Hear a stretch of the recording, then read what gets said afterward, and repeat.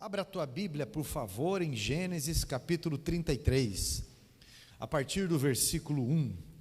Gênesis 33, a partir do versículo 1. Lá no Velho Testamento, primeiro livro da Bíblia. Não é o primeiro livro cronológico, né? É o primeiro livro que está organizado ali. Gênesis capítulo 33. Quem que foi que escreveu o livro de Gênesis? Quem? Moisés, isso aí. Qual que foi o primeiro livro escrito da Bíblia? Jó, é isso aí mesmo. E quem que escreveu o livro de Jó? Jó não, Jó estava muito doente para isso na época. Não, brincadeira, 1 ano de doença, Deus curou ele, mas foi o próprio Moisés que escreveu o livro de Jó. Gênesis capítulo 33, versículo 1 ao 4, diz assim a minha tradução. Quando Jó, desculpe, sai daí Jó, que não é a tua história. Quando Jacó ergueu os olhos, viu que Esaú se aproximava, e com ele 400 homens. Então repartiu os filhos entre Lia e Raquel e as 2 servas, pôs as servas e os filhos à frente, Lia e seus filhos atrás deles, e Raquel e José por último. E ele mesmo, adiantando-se, prostrou em terra 7 vezes, até aproximar-se do seu irmão. Então Esaú correu ao encontro dele e o abraçou, pôs os braços em volta do pescoço dele e o beijou e choraram. Amém? Assente-se, por favor. Eu li para vocês a minha tradução aqui atualizada. Mas olha só, eu coloquei o título dessa mensagem de O Grande Encontro. Mas você pode casar, você pode ganhar muito dinheiro, você pode, durante a vida, isso algumas pessoas fazem, roubar, como tem acontecido aí, vocês sabem, das políticas nacionais, porque é fato, Banco Master, é fato INSS, é fato isso, lá atrás, aqui na frente, uma série de coisas, é fato. Você pode, às vezes, ser injustiçado ou cometer injustiça, se vingar, fazer as coisas com as próprias mãos, mas escute, não tem escape. Um dia, nós iremos nos encontrar com quem a gente deve. E a gente vai prestar conta. E aí a gente repara que nós só somos mordomos daquilo que nós achávamos que tinha. Nós somos mordomos do nosso corpo, não é? Ah, pastor, mas fulano fuma. É errado fumar? Não, lógico que sim. Porém, refrigerante faz tão mal também. Refrigerante, o excesso de açúcar ali, a gente sabe disso. E tantas outras coisas como mordomia do corpo. Não é? Tem alguns produtos hoje que está até escrito, não recomendados para humanos, como M&M, Doritos e alguns outros tipos de coisas que nós consumimos. Mas nós percebemos que os nossos filhos não são nossos filhos, nós somos mordomos. Nós percebemos que o nosso casamento não é nosso, mas nossa responsabilidade em administrar e cuidar, porque nós somos mordomos, porque um dia nós iremos prestar conta. Gente, o trono de Deus existe, o julgamento, ele acontecerá. Por isso, é importante nos preparar. O relato que nós lemos fala de um homem, Jacó, ou numa tradução errada para o Brasil, Tiago, interessante isso, né?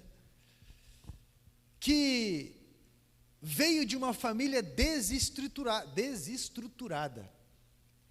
Jacó, irmão gêmeo de Esaú, Esaú significa peludo, porque quando uma pessoa nascia, lá no Velho Testamento, colocava um nome ou de uma situação que estava acontecendo, ou daquilo que se esperava da pessoa. Então Jacó era um menininho mais peludo, por isso, Esaú. Jacó ele, como gêmeo, ele nasceu por segundo, mas ele nasceu agarrado no calcanhar do irmão dele. Então, Jacó significa aquele que agarra. Pois era o fato que estava acontecendo.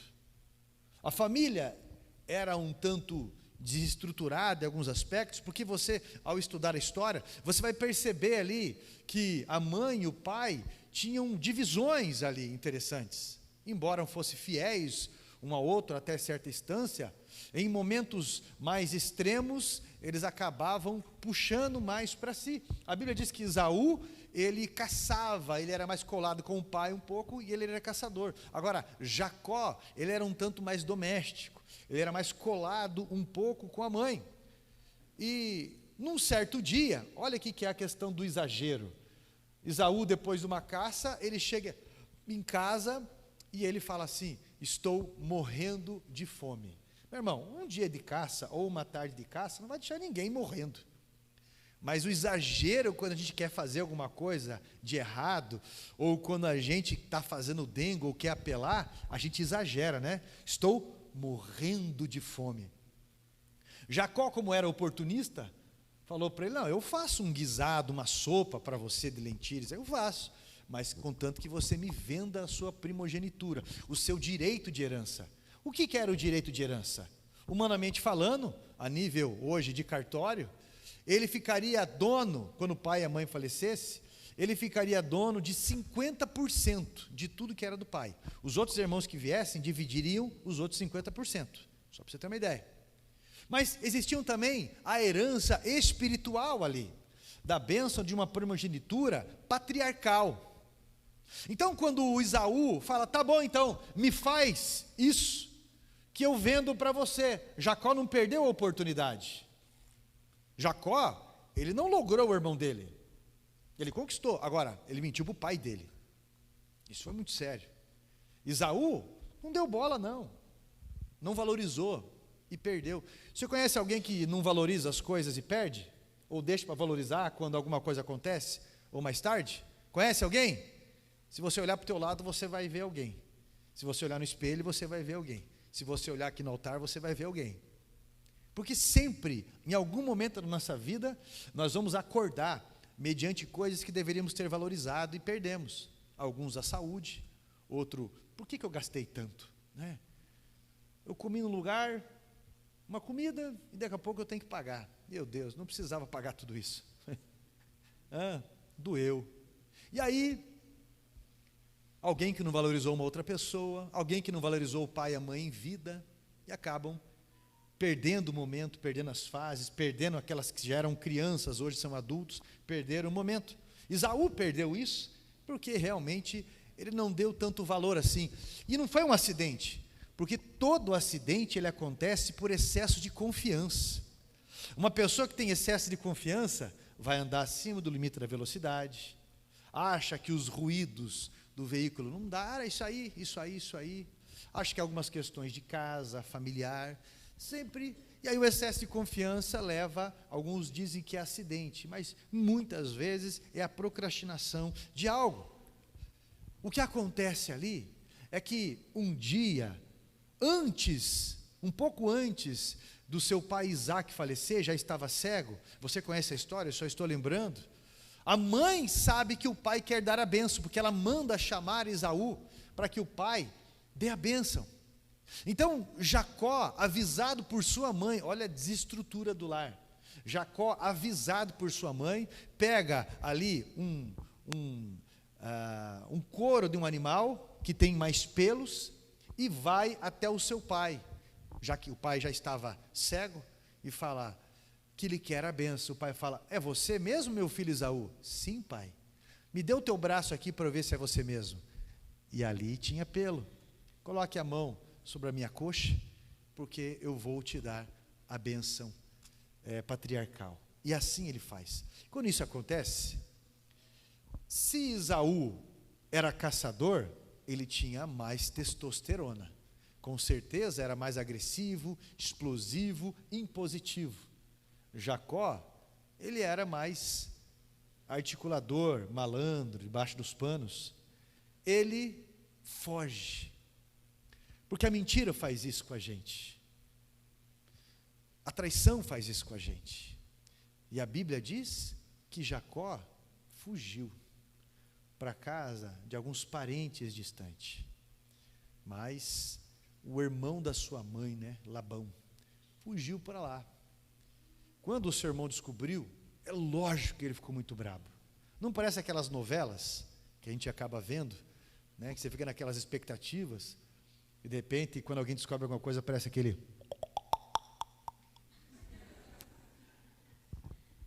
Não lembra disso?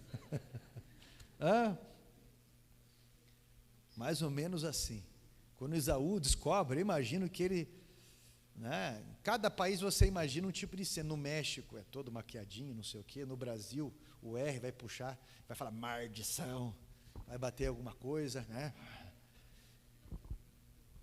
Nos Estados Unidos pode ser diferente. Na Coreia, vai dramatizar. Mas um dia isso chegou no ouvido rapidamente de Esaú. O pai deve ter ficado muito triste. E o preço que Jacó pagou, um dos preços, ele não viu a mãe dele falecer, não viu o pai falecer, não viu os sobrinhos, distanciou de todo mundo. Que faz isso? E ali ele vai começar uma nova vida. Só que essa nova vida, ele vai ficar escravo durante algum tempo. Ele não tem dinheiro para dote, então ele decide empenhar a sua mão de obra com um homem muito corrupto que era Labão, que ele trabalhou para ficar com uma das filhas. Você sabe disso, alguns lembram a história. Como ele não tinha o dinheiro para pagar o dote, ele falou, vou pagar com a minha mão de obra. Só que como ele estava com a bênção sobre a vida dele, enquanto ele estava se dirigindo para lá, e ele está pousando numa caverna, a Bíblia diz que ele viu uma escada do céu até onde ele estava, naquela caverna. Anjos subindo e descendo. Então, quando ele acordou, ele faz uma aliança com Deus. Senhor, tudo o que o Senhor me abençoar, tudo o que o Senhor me entregar, 10% eu devolverei para a sua obra. Eu faço um voto de dízimo com o Senhor aqui. E assim ele segue. E através disso é interessante que aonde ele está, as coisas avançam. E esse sogro dele, acha isso maravilhoso. Porque aonde o cara está, a plantação vai, os animais produzem, as coisas acontecem. Porque é a bênção de Deus que está ali. Algumas pessoas pensam que a bênção de Deus é só o dinheiro. Meu irmão, a bênção de Deus é o desfrute. E ser rico é ter muito daquilo que você ama. Lógico que dinheiro é importante, muito importante, mas não é o mais importante. Nós precisamos entender a colocação, as prioridades das coisas. Então, é interessante porque a Bíblia diz que quando Labão percebia isso, ele, nos combinados que ele fazia, ele mudava. E a Bíblia diz que ele fez 10 vezes uma mudança com Jacó, tentando passar para trás Jacó em tudo isso. E Jacó sempre avançava. No dia do casamento, acho que Jacó devia estar tão afobado que ele casou com a mulher errada. Olha, meu irmão, eu não sei se alguém aqui já chegou a beber tanto a ponto de fazer besteira assim. Não sei como é que foi o passado de cada um. Não sei, né? Mas uma coisa é certa, ele estava tão ansioso, depois de 7 anos trabalhando, que ele casou com a irmã errada. Foi fácil o pai lograr, porque passou até a noite de núpcias. Quando o camarada acordou, a Bíblia diz que Lia, ela tinha um problema nos olhos. Eu não sei se era tipo eu, meu vesgo, ou se era um vesgo ao contrário, ou, segundo a tradição que eu vi, diz que ela tinha como que a vista cansada. Ela tinha algo nos olhos que deixava ela sempre com a vista cansada, uma vista amarrotada. Quando ele viu aquilo, ele se chocou. Olha outro. Se chocou. E aí ele foi tirar satisfação com o sogro mais uma vez enrolou ele, não é bem assim, é que aqui na minha terra, não se pode dar em casamento se não for a filha mais velha, então ele teve que fazer um novo contrato para casar com a filha que ele queria realmente, que ele pensou que seria o contrato, mas ele falou, só que agora eu quero o pagamento adiantado, eu vou trabalhar 7 anos por ela, mas eu quero o pagamento adiantado. O cara trabalhou 14 anos por amor a uma mulher, 14 anos, e às vezes você não lava uma louça, 14 anos, e chegou um dia que ele teve que sair de lá, E mais uma vez ele teve que sair fugido. Só que quando ele sai fugido daquele lugar, ele descobre que ele teria um encontro. Com quem? Ele teria um encontro com Esaú. Aquele irmão vingativo, coleriquinho. Esaú. Ele teria um encontro com o peludo. O cara estava com raiva. Olha a situação. E é interessante, porque se ele volta, está o maior B.O. com o sogro. Se ele vai adiante, o B.O. com o irmão acho que é pior. E agora ele não está sozinho mais, só ele ali, que eu posso fazer o que eu quero, que se dane tudo. Não! Agora ele tem a esposa, outra esposa, antigamente era diferente as coisas, não sei se para melhor ou para pior. Tinha um monte de filho, tinha rebanhos, tinha servos, servas, era muita gente, muita gente. O que acontece? O que ele vai fazer agora? A Bíblia diz que ele tem um encontro com Deus no Val de Jaboque. O Val de Jaboque é um pequeno riacho ali que passa quase que quase um rego d'água, pouca coisa ali. A Bíblia diz que antes dele passar aquele povo, ele segura aquele povo ali, passa e ele fica esperando Deus ali. A Bíblia coloca anjo, né? Anjo, letra maiúscula.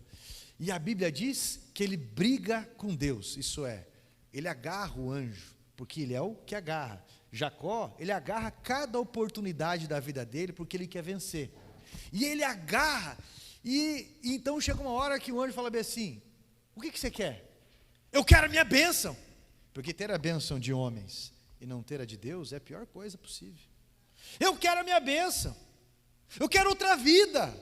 Eu estou cansado desse negócio de mentir para todo mundo mentir para mim. Eu viver fugindo para todo lugar. Fugir do meu pai, fugir da minha mãe, fugir do meu irmão, fugir do meu sogro. E de me lograr. Eu estou cansado disso. Aí o anjo pergunta: como é que é teu nome? E ele fala: aquele que agarra. Você não vai se chamar mais assim. Vou dar um novo nome para você. Você vai se chamar, próximo capítulo, daí vai outro capítulo da novela. Você vai se chamar Israel, príncipe de Deus, governado por Deus. Ele tem ali uma nova vida, um novo nome. Ele tem ali é força de expressão, tá, gente? Um batismo.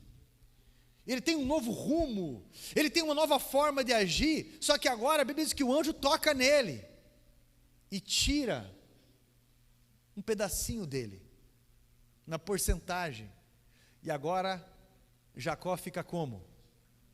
Está fundo, está raso, né? Fica manco, a Bíblia diz.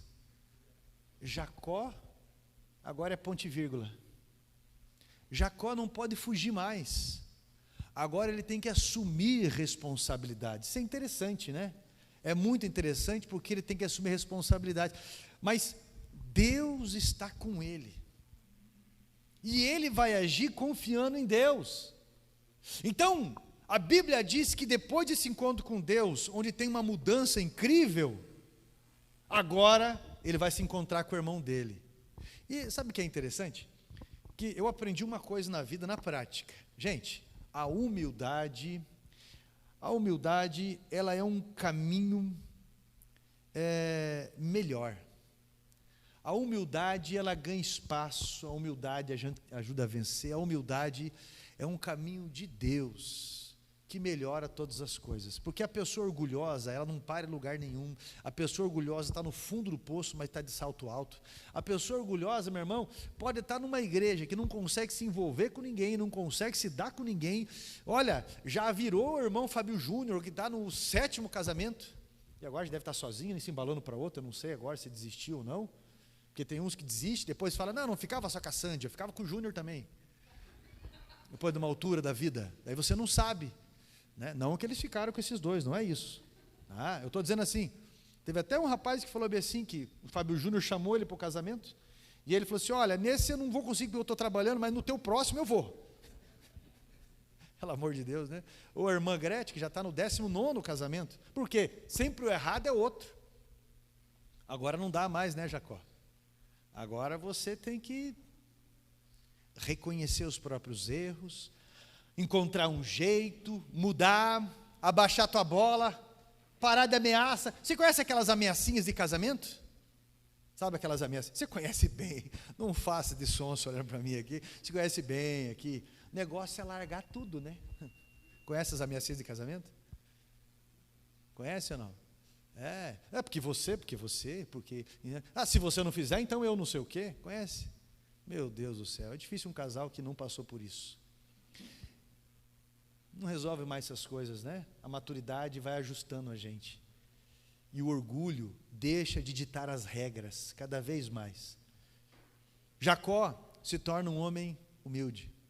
E a Bíblia diz que Esaú, seu irmão, está vindo com 400 homens, o que era uma população, um exército considerável na época, para uma pessoa. Sabe que 400 na Bíblia, ou 40 na Bíblia, tipifica provação, desafio, teste. 40 dias de deserto, 40 anos de deserto, 400 anos de Egito. E Esaú está vindo com um julgamento. Então 40 na Bíblia tipifica julgamento. Esaú está vindo com um julgamento. Oh, mas eu tenho nova vida agora. Eu tenho nova vida. Mas ele está vindo com um julgamento. E o negócio fica estreito. E quando ele se aproxima, a Bíblia diz que Jacó se prostra 7 vezes. Ele manda presentes à frente, ele manda ofertas à frente, ele manda a boa intenção, ele manda o fruto das suas obras à frente. Ele se prostra 7 vezes, 7 na Bíblia também tipifica algo. Tipifica a presença de Deus que completa. 6 na Bíblia tipifica um homem caído. Mas o 7 significa a presença de Deus que salva. Ele se prostra 7 vezes. E quando o irmão dele vem para o matar, e matar tudo que é dele, em vez de fazer isso, a Bíblia diz que o irmão dele abraça, envolve a cabeça dele entre os braços, e em vez de morte, de raiva, de vingança, o que tem ali é uma saudade, um choro, a Bíblia diz, uma reconciliação. Que saudade que eu estava de você, uma consciência e tantas coisas assim. Na Bíblia, Esaú, ele representa o julgamento de Deus. O julgamento de Deus. Um dia nós estaremos nesse encontro. A Bíblia fala aqui em Jó, capítulo 34, versículo 15, diz que nós somos pó. E um dia nós vamos voltar para onde? Tem até o Jailton que um dia num buffet, ele fez um prato grande e ele falou, né, pastor, já que vai virar pó, que seja bastante. Vai ficar, se for para cremar, vai ficar alguns dias cremando, né? Ah, meus irmãos, nós temos que nos preparar. E a humildade é o melhor caminho. Quando eu falo humildade, não tem a ver com covardia, não tem a ver com passividade inativa, porque o ouvinte passivo escuta tudo, até concorda, mas não faz nada. A humildade, ela nos faz nos ajustar mediante a verdade. A humildade é o inverso do orgulho. O que é o orgulho? É um conceito exagerado de si mesmo. O orgulho é um conceito exagerado de si mesmo. E a soberba? A soberba, ela vai vir depois desse orgulho. A pessoa continua com um conceito exagerado de si mesmo, então a soberba vai fazer a pessoa acreditar que ela é aquilo que ela não é. E aí vai vir a queda. Aí vem o tombo. Meu irmão, Jacó conhecia o seu juiz, sabia que havia senso de juízo ali, senso de justiça. Por isso ele humilhou-se, que significa submissão completa. Por isso que ele lançou os seus bens ali, no capítulo 32, o versículo 5. Entenda que biblicamente, tanto eu quanto você, a Bíblia diz que nós pecamos. Romanos capítulo 3, versículo 23, diz que todos pecaram e foram destituídos da glória, da presença de Deus. Isso teve duas consequências para a humanidade, que o primeiro foi o afastamento de Deus. Meu irmão, na Bíblia tem um ponto que define uma pessoa de sucesso. Um versículo diz assim: e Deus estava com José, e Deus estava com Jacó, e Deus estava com Davi, e essa pessoa tinha sucesso. Agora, e Deus se desagradou de fulano, de Saul, de ciclano, aí você vai ver que essa pessoa teve uma vida destruída. O próprio Moisés falou: Senhor, se a tua presença não vai conosco, o que adianta? O próprio Pedro falou: Senhor, para onde nós iremos, se só o Senhor tem palavra de vida? Para onde iremos? Por quê? Porque o afastamento de Deus, ele vai trazer morte. O afastamento de Deus, ele vai trazer falência, tristeza e tudo mais. O segundo ponto, a segunda consequência foi a dignidade da morte, que é o afastamento eterno de Deus. Quando o Senhor nos chama por arrependimento, porque existe, sim, um dia de julgamento, Ele nos chama para oferecer a nossa vida a Ele, já que Ele ofereceu a vida dEle para que nós tivéssemos vida. Salmo 37, verso 5. Salmo 37, verso 5 diz: entrega o teu caminho ao Senhor, confia nele e tudo mais ele fará. Amós, no capítulo 4, no versículo 12, na parte B, diz: prepara-te, ó Israel, para te encontrares com o teu Deus. Há pessoas que vivem mesmo dentro da igreja como se não houvesse julgamento ou punição, sem temor nenhum. E os pastores, os líderes, eles não encontram mais palavras para alcançar uma pessoa com o coração cauterizado desse jeito. Os familiares não sabem mais o que falar, porque às vezes a pessoa, no meio da fossa de vida que está vivendo, não confessa que está assim, continua ainda acusando os outros. Sabe por que eu estou assim? Porque fulano fez isso. Sabe por que eu estou assim? Porque o Brasil não sei o quê. Sabe por que eu estou assim? Porque quando eu era pequeno, a minha mãe. Sabe por que eu estou assim? E continua acusando marido, esposa, igreja, pais e todo mundo. Eu quero que você entenda que Deus é amor e que Ele nos dá condição para nos encontrarmos com Ele, e em vez de uma tragédia, de uma condenação, seja um abraço terno de amor, um abraço terno em que Ele diga para mim e para você: como é bom ter você aqui, como é bom te esperar. Olha, eu já conversei, aliás, eu já escutei alguns pastores, ou mesmo testemunho de pessoas que tiveram um encontro e uma missão após isso. Foi muito interessante. Há relatos, há filmes, há livros de algo maravilhoso, que foi um encontro com Cristo dessa forma. Eu lembro, a irmã Sandra, a gente chamava ela de Tia Sá, na igreja Júbilos, e ela usava um óculos que era um fundo de garrafa, eu não sei quantos graus que era, eu acho que todos ali. E aquela mulher, ela teve uma situação muito forte, cardíaca, e de repente ela foi parar no hospital. E começou na igreja uma intercessão, e antigamente a gente falava muito disso, né? O círculo da intercessão, círculo de oração.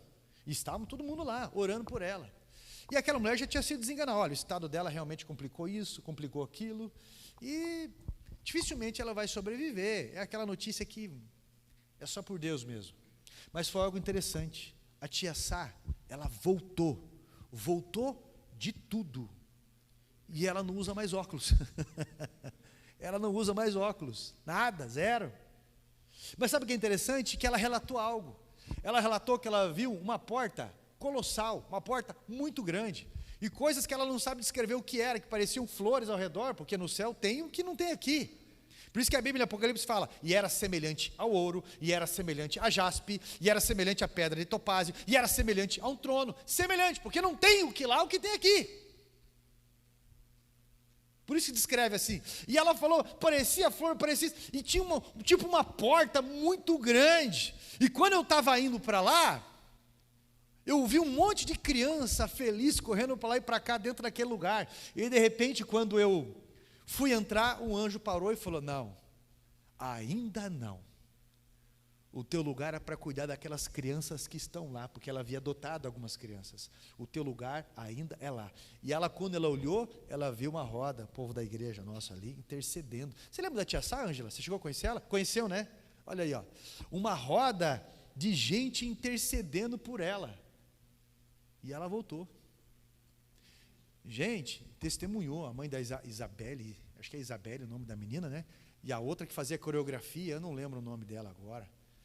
Mas é outro que eu estava com um terno parecido que esse daqui, só que era desbotado, aqueles botãozinhos do lado, parecia uma madeirite rosa desses materiais de construção. E essa moça, ela teve um acidente, ela não andava mais. Você lembra desse dia ou não? Não lembro? Ela caiu com a coluna em cima de um tijolo, para você ter uma ideia.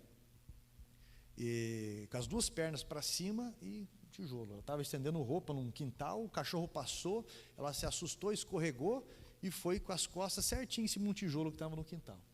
E deu uma lesão seríssima na coluna dela. Eu sei que aconteceu algo que entortou a boca, foi alguns internamentos no hospital evangélico na época, e eu lembro que aquela moça estava tortinha na cadeira. Aí eu era líder de jovens ainda, tinha orado para Deus: Senhor, eu não tenho dinheiro para comprar um terno, se o Senhor quiser para me abençoar com um terno. E veio aquele madeirite lá também. Vai ser engraçado, porque a primeira vez que eu estava usando o terno, aqueles botãozinhos de lado ainda, do Velho Testamento, eu indo para a igreja, andando assim, eu li dois meninos vindo de encontro. Um falou bem assim para o outro: olha o terno do cara, olha a roupa do cara.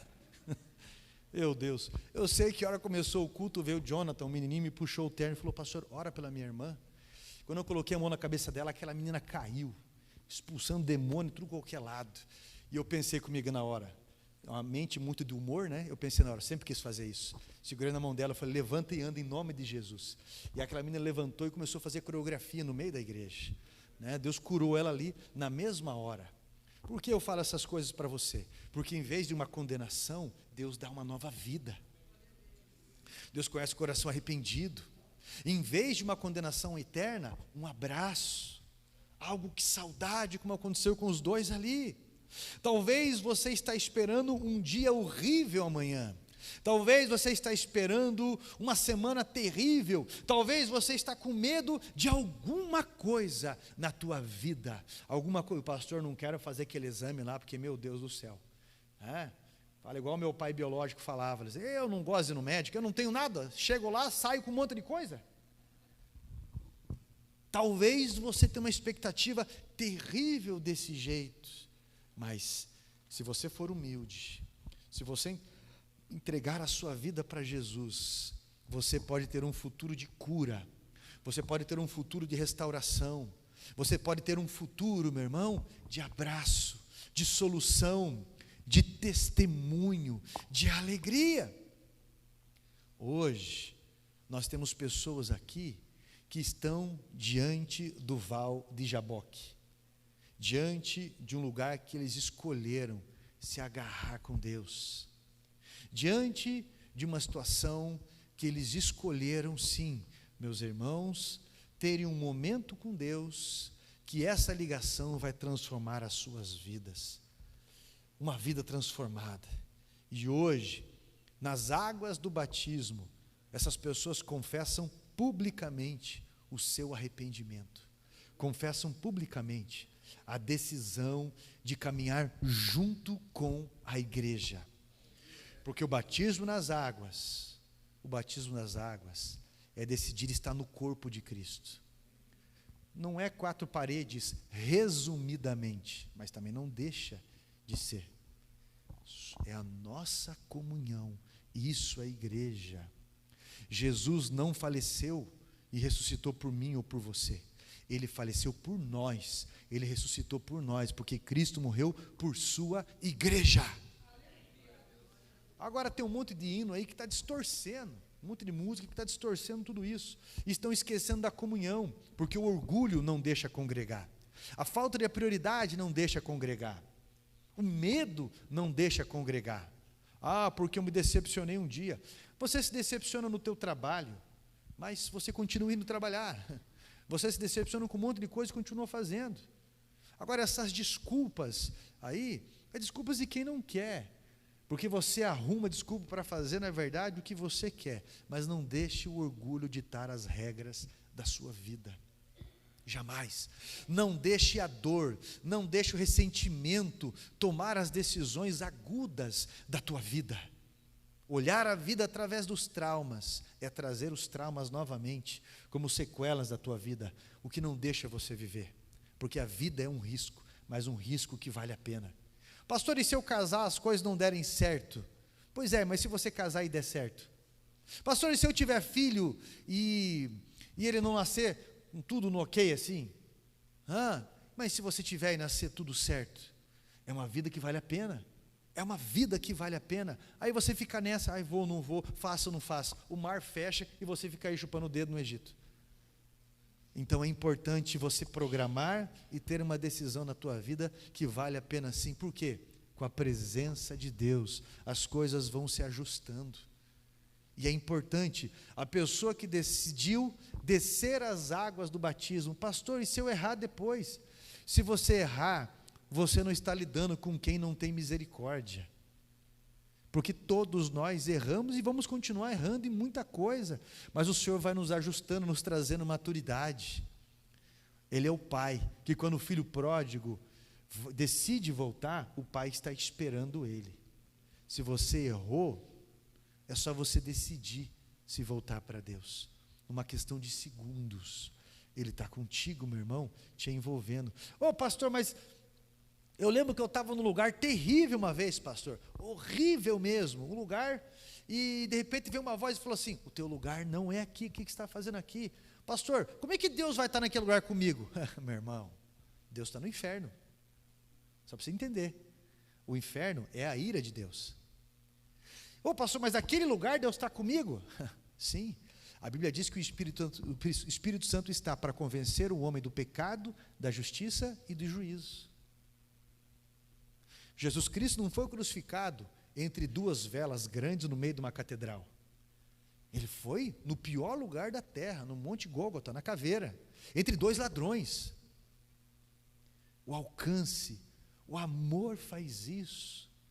Ele está contigo, te chamando você, colocando pessoas da tua vida para te chamar, para preparar você para o grande encontro, porque esse dia vai chegar. Eu quero convidar você a ficar em pé, por favor. Eu quero convidar as pessoas que vão descer as águas do batismo a colocar já a sua túnica. Isso, coloca já a sua túnica. Você vai subir aqui para você tirar uma foto comigo também. Imagine quanto que não vai valer uma foto disso aí daqui a uns anos. É para ter trocado antes. Eu deixei bem claro, né, que é para ser trocado antes. Né? Sim, inclusive para o Sadi também. Era para ter se trocado antes. Mas vem desse jeito mesmo. Que o batismo vai acontecer na hora do culto, né? Isso, é muito importante. Eu quero que você, onde você estiver aí, coloque a mão no teu coração. Isso. Eu quero orar junto com você, porque eu não sei como é que está a tua vida. Você não sabe como é que está a minha, eu não sei como é que está a tua vida, mas Deus sabe como nós estamos. Amém? Amém, povo? Amém. Com a mão no teu coração assim, com os teus olhos fechados. Eu quero que você, se alguma coisa você tem que falar para Deus, alguma coisa está tomando a tua mente o dia inteiro, talvez você pense no teu marido o dia inteiro, talvez você pense na tua esposa o dia inteiro, o que está fazendo, o que está falando, talvez é nos filhos, talvez é no trabalho, talvez você pense nos boletos, dinheiro, o dia inteiro. Isso tomou lugar no teu coração que é de Deus. Não tem um momento de louvor, não tem a devoção, não tem reflexão em Deus, como deveria. E Deus está falando para você sacrificar o teu Isaac. Deus está falando para você colocar essa idolatria diante dele, não é? Deus está falando para você o que toma espaço na tua mente, que é o teu coração aí. E aí? Você está ficando perturbado, você está ficando neurótico, você está ficando louca, agitada. Deus está falando para você, coloca no altar dele, porque o grande encontro vai acontecer. O grande encontro vai acontecer. Tudo em Cristo valerá a pena. Eu vou orar junto com você.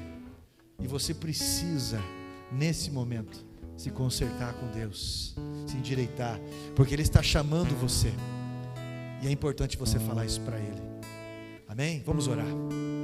Poderoso Deus, em nome de Jesus Cristo, nós somos muito gratos ao Senhor, porque a Tua bondade é incrível nas nossas vidas. Nós realmente não sabemos como agir muitas vezes, nós nos abafamos, nos atrapalhamos, tomamos decisões em pontos cegos das nossas vidas, tentamos restaurar coisas com as forças do próprio braço, tentamos ajustar as coisas com esforço pessoal, muito além da confiança no Senhor.